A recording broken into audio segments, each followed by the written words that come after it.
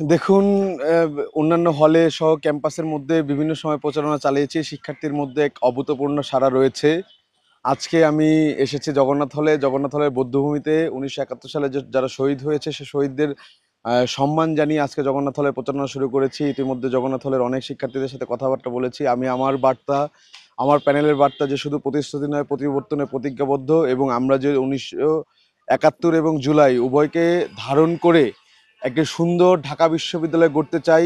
এমন একটি ঢাকা বিশ্ববিদ্যালয় গড়তে চাই যেখানে গবেষণা হবে, যেখানে ভালোবাসা হবে, প্রেম হবে, যেখানে প্রত্যেকটি শিক্ষার্থী থাকবে নিরাপদ, প্রত্যেকটি ছাত্র থাকবে নিরাপদ, সনাতন ধর্মের শিক্ষার্থীরা তাদের অধিকার পাবে, ক্যাম্পাসে যে তাদের হিস্সা সেটা পাবে, অন্যান্য ধর্মের যারা আছে তারা তাদের হিস্সা পাবে। এই বার্তা নিয়ে আমরা এসেছি। আমরা আমাদের কথা বলছি, আমাদের প্রতিশ্রুতির কথা বলছি, আমাদের ইশতেহার তুলে ধরছি তাদের কাছে, এবং এখন পর্যন্ত তাদের সারা অভূতপূর্ব।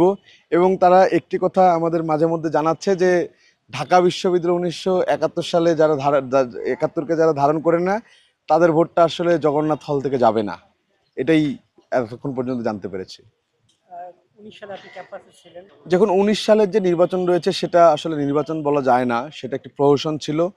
যে প্রহসনে যে বাংলাদেশ থেকে যে পলাতক ফ্যাসিজম, সেই ফ্যাসিজমের যে গোষ্ঠী রয়েছে তারা আসলে নির্বাচনকে করতেই দেয় নাই। প্রচারণা তো দূরে থাক, সেক্ষেত্রে ওইটাকে আমি নির্বাচন হিসেবে ধরবো না। কিন্তু ২০২৪ সালের গণঅভ্যুত্থান পরবর্তী যে বাংলাদেশ, বর্তমানে ২০২৫ সালে ডাকসু নির্বাচন হচ্ছে, আমরা আশা করি ডাকসু নির্বাচনে যে গণতন্ত্রের যে বাতাস, সে বাতাস ঢাকা বিশ্ববিদ্যালয় থেকে সারা বাংলাদেশে ছড়িয়ে পড়বে। সামনের জাতীয় নির্বাচন, ডাকসু নির্বাচনে যদি একটি অবাধ, সুষ্ঠু, নিরপেক্ষ নির্বাচন হয় এবং রাষ্ট্রীয় এবং বিশ্ববিদ্যালয় প্রশাসন যদি সুষ্ঠুভাবে এই নির্বাচনকে হ্যান্ডেল করতে পারে, একটি অংশগ্রহণমূলক নির্বাচন দিতে পারে আমাদেরকে, আমরা আশা করি যে একটি সুন্দর বাংলাদেশ এবং সুন্দর ঢাকা বিশ্ববিদ্যালয় পাবো।